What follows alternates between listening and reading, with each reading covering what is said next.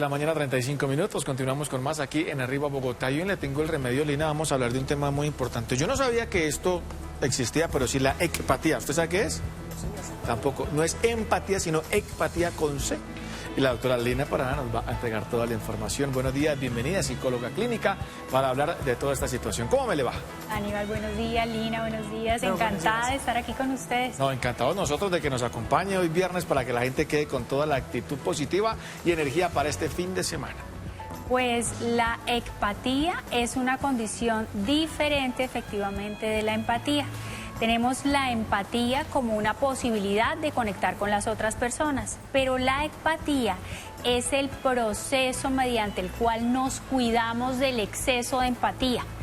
Las personas cuando están excesivamente conectadas con un trabajo de cuidador, por ejemplo los trabajadores de la salud, enfermeras, médicos, psicólogos, trabajadores sociales, líderes sociales, en contacto directo y cotidiano con personas que sufren un montón, pueden desbordarse y generar un bloqueo, ya ni siquiera pueden conectarse con los otros, y ahí es donde entra la estrategia de la ecpatía.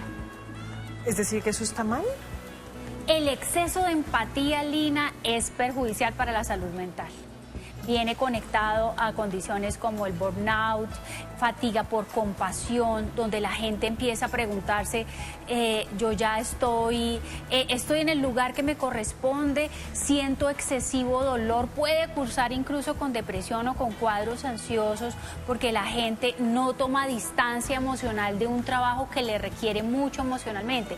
Imagínense ustedes una enfermera que todos los días está escuchando historias de dolor, pacientes con sus dolores, atendiendo también a los familiares, corre ese gran riesgo. Por eso la ecpatía entra como una estrategia de autocuidado para establecer un límite y que no una persona que es cuidador y que cuida 24/7 no se desborde y no llegue a enfermarse también.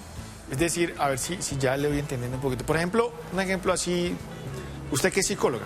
Entonces llegan a su consulta personas con diferentes problemas. A las 8 de la mañana el problema de uno, a las 9 el problema de la otra, a las 10 el otro, Y por la noche usted llega a la casa y se ataca a llorar por el problema de la cita de las 4 de la tarde. Ahí ya pasó la empatía como a sufrir por el tema de esta persona, o no lo he entendido bien todavía. Claro, cuando una persona tiene una sobrecarga y no establece unos criterios para autocuidarse, lo más probable es que en algún momento se desborde. Este es un tema muy interesante el que ustedes están planteando el día de hoy, porque realmente deberían en los procesos de formación, por ejemplo, para la carrera de psicología, pero en general para la carrera o médicos, los médicos. O por ejemplo uno de periodista va y cubre una historia, pero queda uno supremamente impactado. Desbordado. Ok, entonces ahí entra la ecpatía como una estrategia de autocuidado y de establecimiento de límite. ¿Cómo funciona la estrategia? Ustedes saben que todo el día uno está conversando con uno mismo, ¿no es cierto? Tenemos alrededor de 70.000 pensamientos al día. Esos pensamientos, esos 70.000 pensamientos, si uno no se pone las pilas, son iguales que el día anterior, iguales que el día anterior. Es decir, que uno se va repitiendo una cantidad de ideas, de mantras, si se quiere, y de frases que lo pueden debilitar emocionalmente. La estrategia de la ecpatía nos ayuda a generar unas frases y unos comandos de pensamiento donde yo pongo distancia con el otro. Por ejemplo, una frase clásica de empatía es decir, mentalmente, cuando uno está con el paciente, yo comparto tu dolor, comprendo tu dolor, pero no es mi dolor. Entonces, es una técnica que yo le enseño mucho a mis colegas y a los médicos. En pandemia, por ejemplo, que tuve un pico muy alto de atención a pacientes médicos desbordados de dolor psicológico y de desgaste emocional por esa condición que nos afectó a todos, y ellos en unas crisis ansiosas, muchos deprimidos, porque no podían verdaderamente dar una solución cuando nadie sabía qué hacer con el COVID, y veían y tenían que darle la cara a los familiares. Me decía algún médico, Lina María, no he podido salvar a ninguno, atacado, llorando, o por ejemplo las crisis posturnos que les daban los médicos. Entonces la estrategia de la ecpatía fue una posibilidad que brindó contención emocional a esas personas.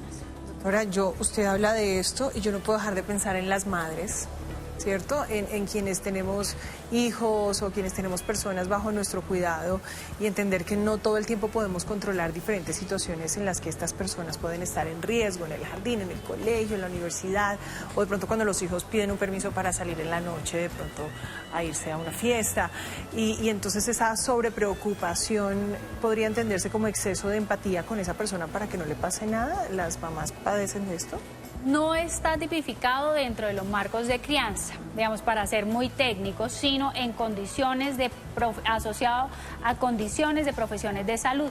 Pero fácilmente uno puede caer en exceso de empatía con el tema de los hijos, que le puede embolatar la crianza, que le puede embolatar el establecimiento de límites a ese hijo que se está criando, y que puede generar una angustia que también se ve en los casos clínicos, un exceso de preocupación sobre el bienestar de los hijos.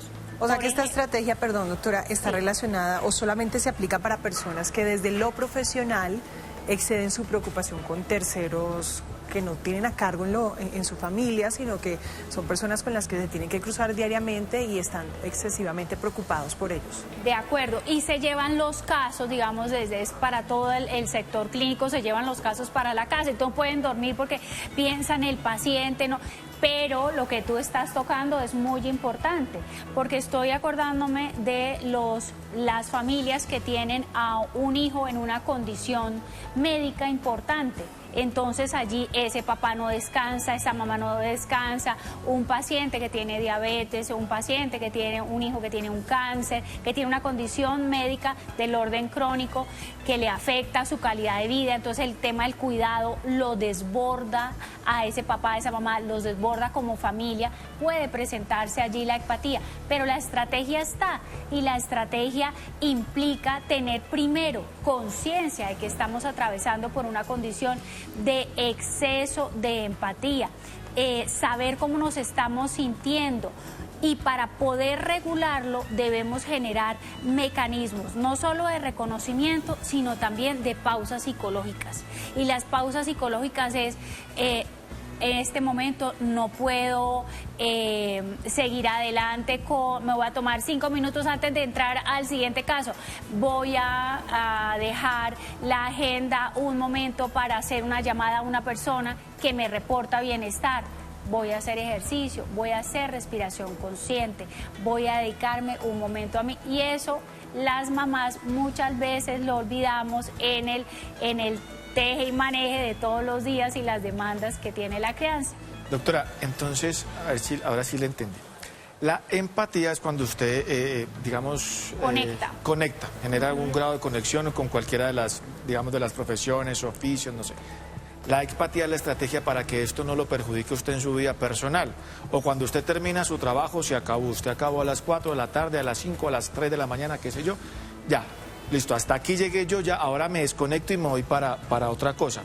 Y esa estrategia de la empatía se puede utilizar en otras cosas. Por ejemplo, en el estudio. Claro. Si yo estoy, bueno, no creo que ahí aplique, porque si yo estoy preocupado por un parcial, tengo que seguir preocupado hasta que lo gane. Sí. O ahí como así, pero de pronto el profesor sí está preocupado porque los alumnos van perdiendo más de la mitad. Se acabó la clase y dice, pero es que no es problema mío. Si ellos no estudian, ¿ahí puedo aplicar la estrategia de la empatía? Claro, yo lo estaba viendo desde el punto de vista del docente. El docente también puede sobreinvolucrarse, frustrarse un montón y luego ya dice, no, definitivamente yo me equivoqué de oficio. Entonces uno puede encontrar maestros que se sienten súper frustrados porque los estudiantes finalmente no conectan con su clase, no les interesa, él no encuentra la estrategia para engancharlos en el conocimiento y en esa transferencia de conocimiento. Entonces se puede frustrar mucho y se va para su casa a pensar y a repensar, o los niños que acuden a sus profesores para contarles sus dificultades, para contarle sus problemas. Entonces este profesor, en vez de generar una red de apoyo para el niño, se va para su casa y no duerme y se trasnocha. Eso es un exceso de empatía y hay que ser, si bien es cierto la empatía es fundamental dentro de las competencias relacionales que nos ayudan a generar puentes y vínculos con los otros y a que la vida sea más amable, el exceso de empatía, hay una sobrecarga que no es tan positiva para la salud mental. Doctora, hablemos entonces de ese método. ¿Cuáles son los pasos a seguir cuando uno quiere abordar esa estrategia? ¿Qué hace primero para soltar emocionalmente eso que tanto nos preocupa? Reconocer, lo primero que debemos hacer es un reconocimiento, Lina, de que estamos atravesando por un sobreinvolucramiento. ¿Y eso dónde se siente? Eso se siente no solo en el corazón, sino también en el cuerpo. Entonces, la persona puede empezar a sentirse tensa, empezar a sentirse angustiada, le sudan las manos, se siente triste, su cuerpo empieza a presentar dolores, se siente decaído. Reconocer es el primer paso. El paso 2, poder establecer con claridad que estoy sobreexcediéndome en ese vínculo, y la frase que les dije, la persona puede construir su propia frase: comprendo y te acompaño en tu preocupación y tu dolor, pero no lo hago mío. Comprendo y acompaño tu dolor, pero no me pertenece. Y la persona se repite como un mantra. Digamos, el cerebro genera no solo un pensamiento, generamos al mismo tiempo diferentes pensamientos. Entonces la persona no quiere decir que se eleve y se distraiga lo que le está contando el otro, sino que puede, así como lo está escuchando y atendiendo, repetirse, ese mantra que le puede facilitar continuar en la consulta sin tener que sentir ganas de salir corriendo. Lo tercero es que pueda ofrecerle a esa persona que tiene ese sufrimiento moral y psicológico una ayuda desde la calma, no desde la angustia. Porque imagínense uno atendiendo la consulta llorando con el paciente, ¿eso qué sentido tendría? Entonces es importante que la persona pueda acompañar desde la serenidad. ¿De acuerdo? No conectarse con la angustia y estando viendo allí enfrente a esa persona que está nerviosa, que está desbordada. No conectarse no significa ponerse a llorar con ella, es acompañarla desde la serenidad para poder imprimir calma en esa persona. Y el cuarto movimiento, Lina, es que la persona tenga unas estrategias de pausas psicológicas que lo reposen. ¿Cuál es la tuya? Es que Lina también tiene allí, pero una que nos están preguntando aquí por redes sociales también, cuando este exceso de empatía termina, la persona cae en cuenta de que debe tomar la estrategia de la empatía, pero resulta que se termina como enamorando o diciendo no, el exceso de empatía, o la otra persona dice no, pero es que termina como confundiendo la empatía con otra cosa. Allí la estrategia de la empatía podría funcionar. Sí, digamos, dependiendo de quién se esté enamorando. No, por ejemplo, los médicos que terminan de sus pacientes, o no sé, de pronto incluso casos de psicólogos o psicólogas con sus pacientes, por decir algo, el periodista no sé. Ahí también el exceso de empatía puede terminar en otra cosa. Digamos, la empatía es esa conexión que se establece con el otro, siempre desde un vínculo respetuoso y siempre teniendo principio de realidad del contexto que los convoca. Entonces allí no vamos a emitir juicios de valor sobre X o Y relacionamiento, pero sí tener en cuenta que si uno está en una posición y en un rol de poder, de consideración, fundamental observar la condición de vulnerabilidad que tenga esa otra persona y respetar ese límite. Digamos, eso sería ya una discusión como del orden problema ético, más ético, sí. Sí, y del orden moral y ético. Doctora, a veces una persona cualquiera se involucra con los sentimientos de un amigo, ¿no? Entonces ese amigo está pasando por un dolor, por una pérdida, y cómo ser empático sin tener exceso de empatía y empezar a aplicar también esas estrategias de la empatía, sin ser insensible, ¿no? Porque también nuestros amigos pasan por problemas, no son parte de nuestra familia, pero a veces también eso sobrecarga la vida. Por supuesto, establecimiento de límites es una de las condiciones de las competencias relacionales fundamentales. Estar allí para el amigo, poder escuchar a ese amigo, poder brindarle un consejo si el amigo lo requiere, es un acto amoroso de cara a esa relación.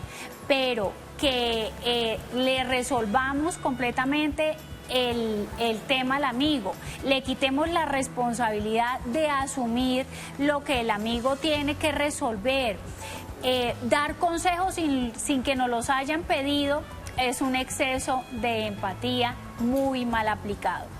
Saber que ese amigo tiene las herramientas para resolverlo con un acompañamiento amoroso y respetuoso, es la mejor postura del amigo sin que se caigan los excesos. Doctora Lina, ya para finalizar, una recomendación muy importante para aplicar la empatía y, digamos, frenar un poco el exceso de empatía. La empatía es fundamental para las relaciones humanas. La empatía nos permite estar conectados con los otros, pero cuando ese exceso empieza a pasarnos factura y cuenta de cobro, cuando ese exceso se nos vuelve a nosotros una preocupación y una angustia, es importante establecer límites. Un límite amoroso, un límite respetuoso y ayudar a la persona desde las posibilidades reales que tenemos. Doctora Lina, muchas gracias por traer este tema aquí a Bogotá. Gracias por estar con nosotros, como siempre, tan atentos a todas las preguntas que tiene la ciudadanía. Muchas gracias, Lina, Aníbal. Muchas gracias, doctora, por acompañarnos. Gracias.